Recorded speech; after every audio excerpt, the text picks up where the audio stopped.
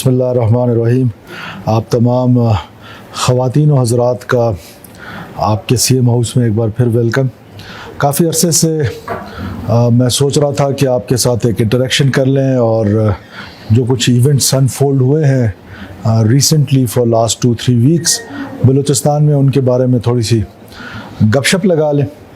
और स्टार्ट तो मैं उस अंदोनाक वाक़े से करना चाहता हूँ जिस तरीके से हमारे deputy commissioner Panjgur Zakir Ali Bloch को बेदर्दी के साथ शहीद किया गया और हमारे जो डिस्ट्रिक्ट कौंसिल के चेयरमैन हैं अब मालिक बलोच साहब, मैं उनकी शदीद अल्फाज में उनके ज़ख्मी होने पे और उनकी शहादत पर न सिर्फ मज़म्मत करता हूँ बल्कि ये समझता हूँ कि जिस ऑर्गेनाइज तरीके से मैं पिछले कई अरसे से आपको कह रहा हूँ कि रियासत के ख़िलाफ़ हर वो काम किया जाता है जिसकी तवक्को नहीं है।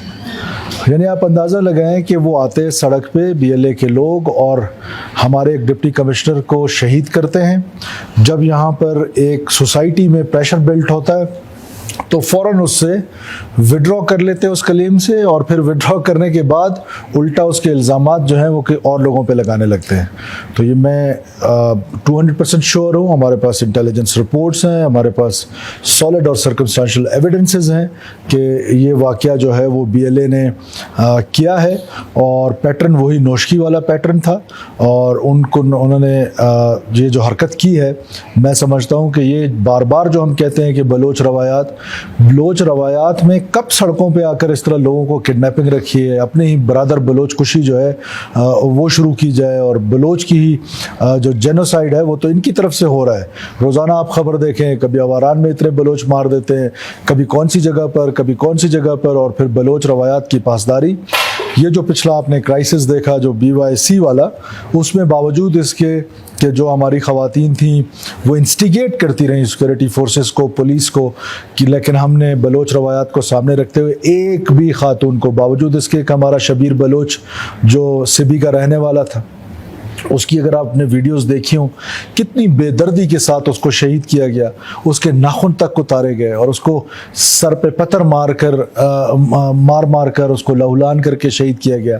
वो यकीनन बलोची बोल रहा होगा उनके साथ जब वो उसको मार रहे होंगे। तो ये कहाँ से पुरअमन हो गए। और फिर पाकिस्तान के झंडे आपने देखे कि किस तरीके से जहाँ जहाँ रास्ते में पाकिस्तान का झंडा उनको मिला उसको उतार के, और फिर जो एक सो कॉल्ड नेशनल एंथम है। सो ये सारी चीज़ें एक दूसरे के साथ क्लब करती हैं और रियासत के ख़िलाफ़ एक मुनज़्ज़म साजिश, ऑर्गेनाइज साजिश के तहत हो रही है। इस मौके से फ़ायदा उठाते हुए मैं पूरी पाकिस्तानी कौम को 14 अगस्त की जश्न आज़ादी की मुबारकबाद भी देता हूँ।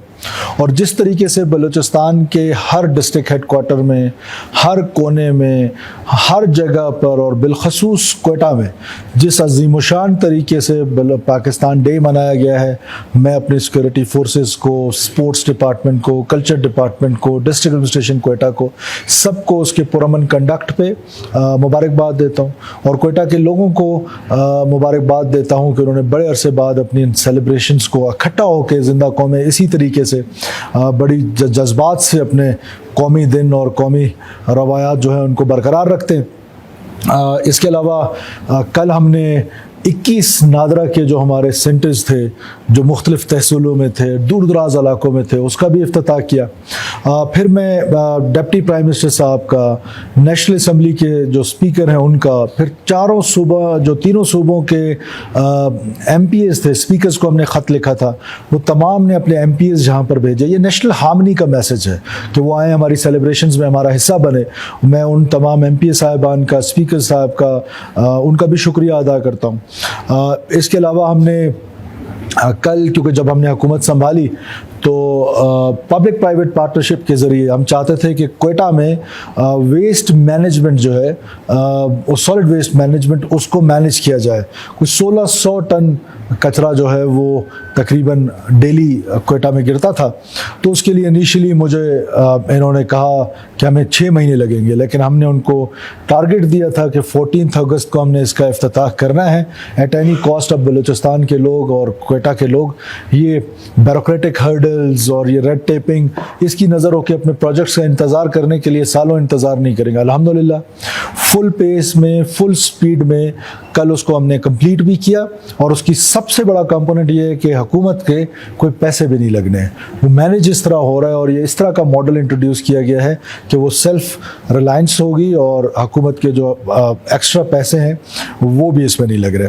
چمن کے حوالے سے آپ کو پتہ ہے کہ ون ڈاکومنٹ کے حوالے سے بہت عرصے سے پلت میں کچھ لوگ بیٹھے تھے, پھر ایک نیگوسیشن ہوئی اور پھر کچھ ٹرائبل ایلڈرز بیچ میں آئے اور انہوں نے ایک سلوشن نکالا اس کا, اور وہاں پر پاسپورٹس کا بڑا ایک بحرانی سی کیفیت تھی کہ لوگ جو ہے وہ شاید افورڈ نہیں کر پا رہے تھے. پھر ہم نے فیڈرل گورنمنٹ سے بات کی کہ جو کوئی ویور دے دیں, لیکن there was no such example, تو وہ نہیں دے سکے. تو وی ٹک دا ڈیسیجن کہ چمن کے لوگ ہمارے ہیں, ہمارے بھائی ہیں, ہم نے ان کی اس ضرورت کو پورا کرنا ہے, ان کو فیسیلیٹیٹ کرنا ہے, تو ہم نے ان کو جو ہے وہ پاسپورٹس جو ہے وہ دیے.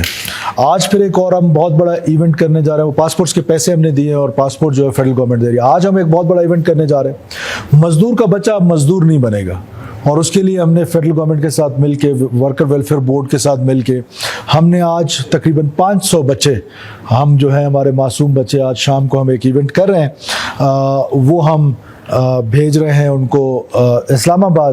وہاں پر یہ بچے تعلیم حاصل کریں گے اور ان کی آگے 16 ایئرز آف ایجوکیشن جو ہے وہ حکومت سنبھالے گی, اور یہ جو مزدور کا بچہ ہے یہ جا کر انشاءاللہ تعالی یہاں پر سول سروسز میں, پالیٹکس میں, لائر جو بھی بننا چاہتے ہیں. تو یہ چند چینجز ہیں جو اس سے پہلے بلوچستان میں آپ اس طرح کی باتیں نہیں سنتے تھے کہ مزدور کے بچہ نے مزدور ہی بننا تھا. تو انشاءاللہ تعالی مزدور کا بچہ تعلیم حاصل کرے گا, اور تعلیم حاصل کرنے کے بعد پاکستان کی خدمت کرے گا, بلوچستان کے لوگوں کی خدمت کرے گا. میں ایک چیز ایڈ کرتا جاؤں کہ ہم نے یہ بھی فیصلہ کیا ہے کہ حشاب میں جو ہمارا کالج ہے, ہم اس کو شہید ذاکر کے نام پہ ڈیڈیکیٹ کر رہے ہیں.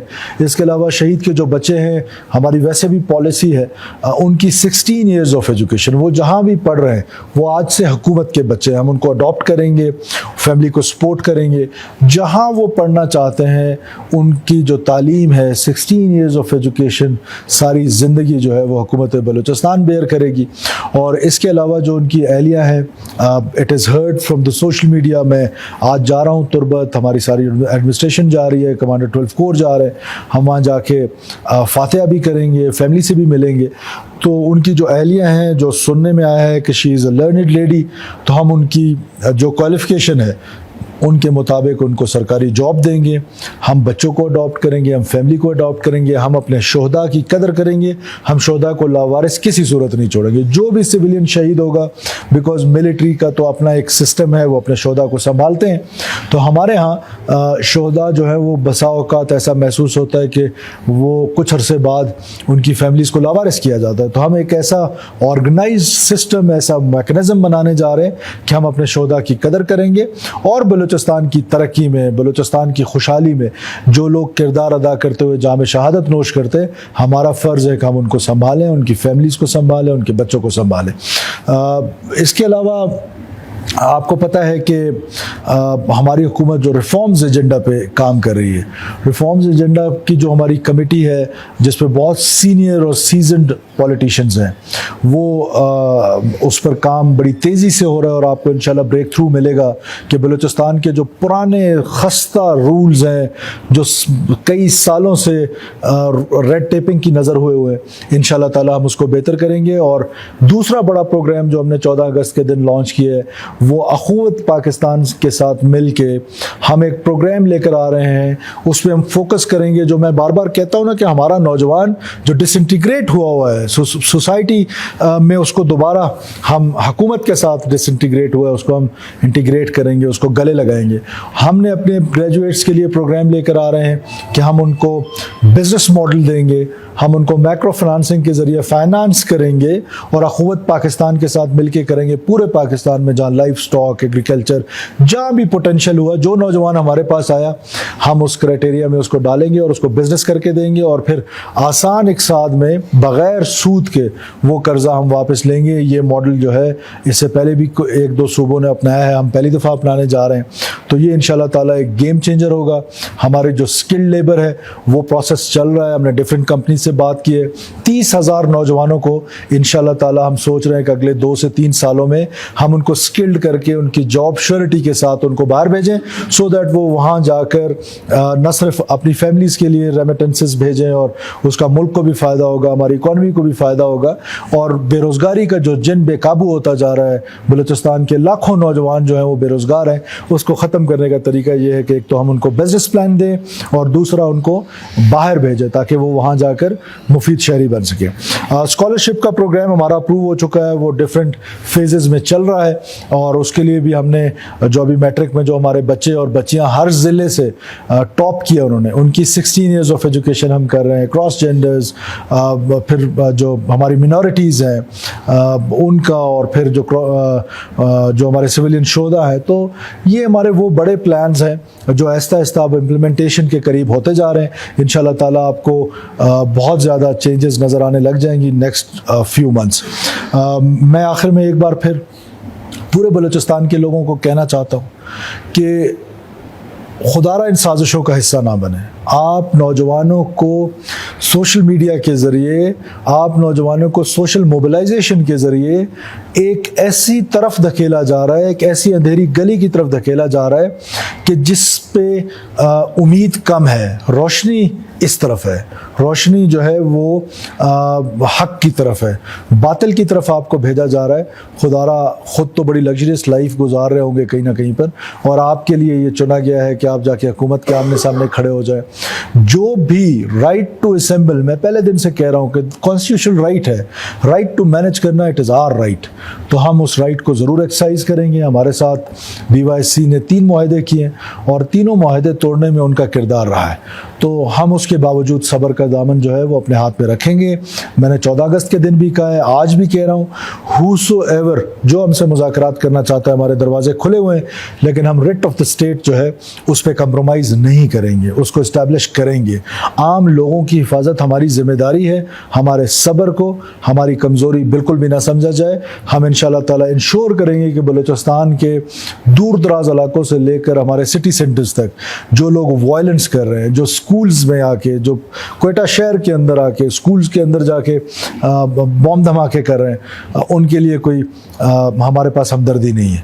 اور حکومت اور ریاست بڑی آہنی ہاتھوں سے نپٹے گی ان لوگوں سے کہ جو باوجود ہمارے آفرز کے ریاست کی ریٹ کو چیلنج کر رہے ہیں, حکومت کی ریٹ کو چیلنج کر رہے ہیں, غریب لیبرز کو مار رہے ہیں, مزدوروں کو مار رہے ہیں, ٹیچرز کو, ڈاکٹرز کو, بلوچوں کو. یہ کون سا وائلنس جو ہے, violence is violence, there is no good and bad violence. اس وائلنس کو بھی اسی طرح ٹریٹ کیا جائے گا جس طرح باقی وائلنسز کو کیا جاتا ہے. تھینک یو سو مچ.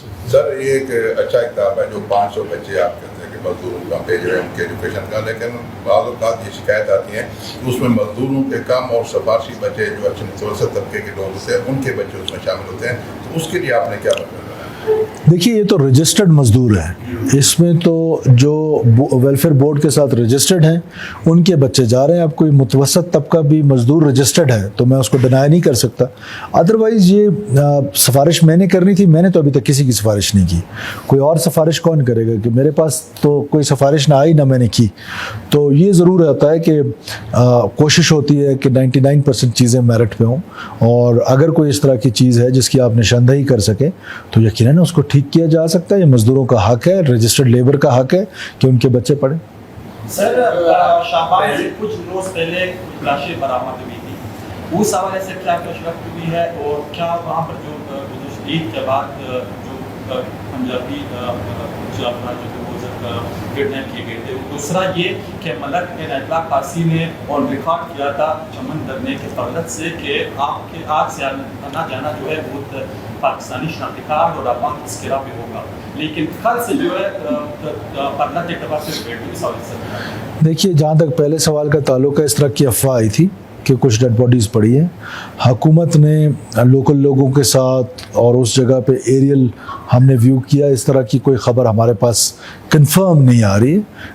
یہ سنی سنائی بات تھی اور حکومت بھی پریشان تھی اس پر, لیکن یہ ضرور ہائی لائٹ ہونا چاہیے کہ وہ معصوم لوگ کیا تھا. کسی کے پاس ایزی پیسہ کی دکان ہے, کسی کی کولر کی دکان ہے, اور بے دردی کے ساتھ ان کو اٹھا کے لے کے گئے اور پورا معاشرہ بحث ہوا ہے.